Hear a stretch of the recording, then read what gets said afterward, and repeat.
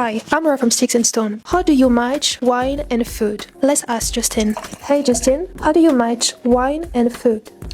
Oof, where do we start? Okay, so first of all, I know there's a lot of opinions about food and wine pairings. There's a lot of people who think that wine pairing is just kind of a bunch of hocus pocus, or some restaurants might even use wine pairings as a way to make great margins because you don't see the prices of the wines and maybe to move some inventory that isn't moving. And I totally understand all of those concerns and all of those issues. To be honest, wine pairing is a very, very specific talent. And honestly, there aren't a ton of somms who are really expert at that. I know I was never the fastest somm. I was never the best blind taster in the room. I was maybe even never the one with the deepest knowledge, but I have to say that I was always on the ball when it came to pairings, probably because of how I learned it. And I think one of the things that really taught me a lot was just starting with how to think about the composition of the dish. Now, when you nail a food and wine pairing, it's a 1 + 1 = 3 kind of equation. It's bringing something to the dish, not just mimicking the flavors. I mean, that's super boring, right? If your dish is full of lemongrass and lime and the wine tastes just like lemongrass and lime,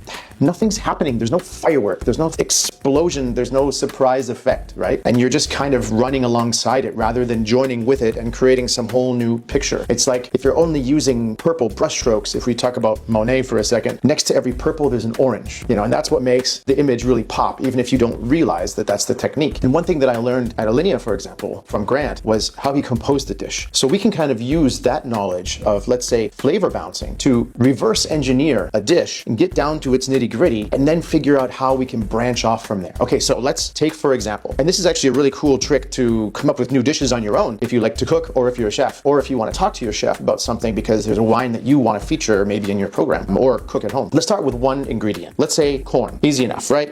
Now, corn can go a lot of ways, but before we get too crazy, if you want to make it a soup or a cornbread or something else, let's just start with corn. And then we start making little bubbles around it of things that usually go really well with corn. Let's take, for example, butter, chili, cheese, lime. I mean, I basically just described part of like a Mexican dish, elotes, right? But let's just take that little. Now we got one bubble, we got some bubbles around it. Now we can branch off from those bubbles to see what go with those ingredients. Now we got, let's say, let's take the corn to lime. What do you think of with lime? Maybe you think of coconut, lemongrass. Then maybe off of the coconut, maybe you get pineapple, curry. Now you've got all of this crazy trajectory, which you never thought you'd get to from just corn. And as you extrapolate this out and you see how all of these things in the web actually get interconnected at different tangents, you might start with a simple thing like corn and end up at tom kha gai, or you might end up at a pina colada-esque dessert using corn, but still having the coconut and the pineapple and the lime with some chili heat and some curry,